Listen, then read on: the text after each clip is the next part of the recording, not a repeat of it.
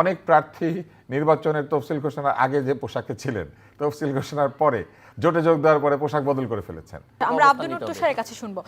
দিল্লিতে আবার আওয়ামী লীগের সমর্থকরা এখন প্রকাশ্যে এসেছেন এবং শেখ হাসিনার একটি ভয়েসও তারা চালাচ্ছেন। তো সেই জায়গা থেকে আবারও এই প্রশ্নের উত্থান হচ্ছে যে আমাদের গত নির্বাচনগুলো কিন্তু সুষ্ঠু হয়নি, যেহেতু সেখানে অন্তর্ভুক্তিমূলক কোনো কিছু ছিল না। এখন আওয়ামী লীগকে বাদ রেখে এই নির্বাচন নিয়েও তো ভবিষ্যতে প্রশ্ন উঠবে যে এটি অন্তর্ভুক্তিমূলক হয়নি।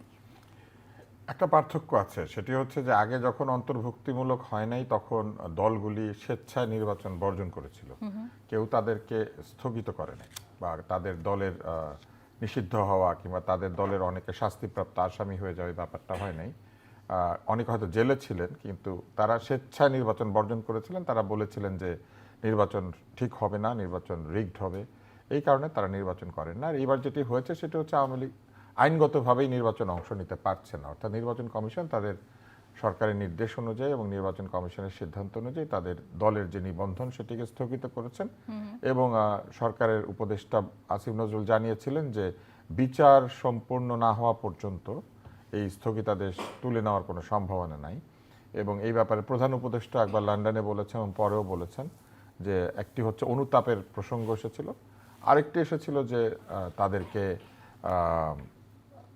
আইনি প্রক্রিয়ার মধ্যে দিয়ে যেতে হবে, সেটা হয়ে গেলেই হয়তো তারা পারবেন। তো এটা ভবিষ্যৎ উত্তর দেবে, কিন্তু দিল্লিতে তো আর এই আইন প্রযোজ্য না, সুতরাং দিল্লিতে তো তারা বের হয়ে আসতেই পারেন। দিল্লিতে তারা আছেন কিংবা পৃথিবীর যে নগরীতেই তারা থাকেন না কেন, তারা তো এখানে বের হতে পারবেন, কথাবার্তা বলতে পারবেন, সেটা তারা করেছেন।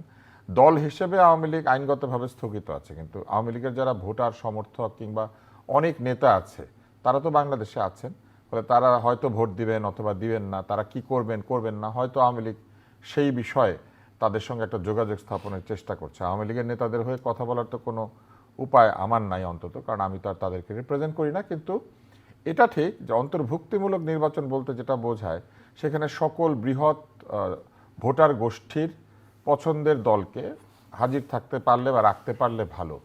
তো সেই অর্থে এটা অন্তর্ভুক্তিমূলক হবে না। তবে জাতিসংঘ আবার একটা কথা বলেছে সব ভোটার আসলেই বিষয়টা অন্তর্ভুক্তি হয়ে যায়।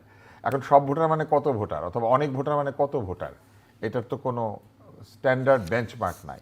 তাই কিছু প্রশ্ন থাকবে এবং এই প্রশ্ন সামনে রেখেই যে নির্বাচনটা হচ্ছে সেটা আমরা আগে থেকেই জানি, এখনও জানি। তবে ইতিহাসের সেরা নির্বাচন একটা প্রশ্ন আপনি করেছেন না, ইতিহাসের সেরা নির্বাচন এটা কোনোভাবেই হবে না।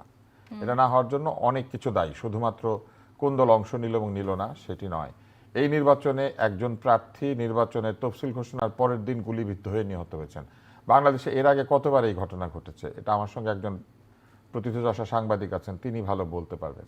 এবং সেই প্রার্থী আসলে দলের প্রার্থীও ছিলেন না, তার একটা সাংস্কৃতিক রাজনৈতিক সংগঠন ছিল, তিনি সেটার পক্ষে কথা বলে সেটার পক্ষে নির্বাচনে স্বতন্ত্র হিসেবে দাঁড়াতেন, কিন্তু কারণ এটা তো নিবন্ধিত কোনো রাজনৈতিক দল না। একজন স্বতন্ত্র প্রার্থী যার অনেক জনপ্রিয়তা আছে, তিনি একটা গুরুত্বপূর্ণ আসনে প্রতিদ্বন্দ্বিতা করছিলেন, তিনি নিহত হলেন।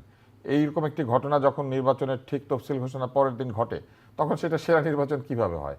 আমার কাছে মনে হয় না যে এটা সেরা নির্বাচন হওয়ার যে ঘটনাটি ওইটা ওই দিনই ক্ষতিগ্রস্ত হয়ে গিয়েছে। এবং তারপরে আমরা কি দেখেছি? তারপর আমরা দেখেছি বহু বিষয়ে সন্দেহ এবং প্রশ্ন।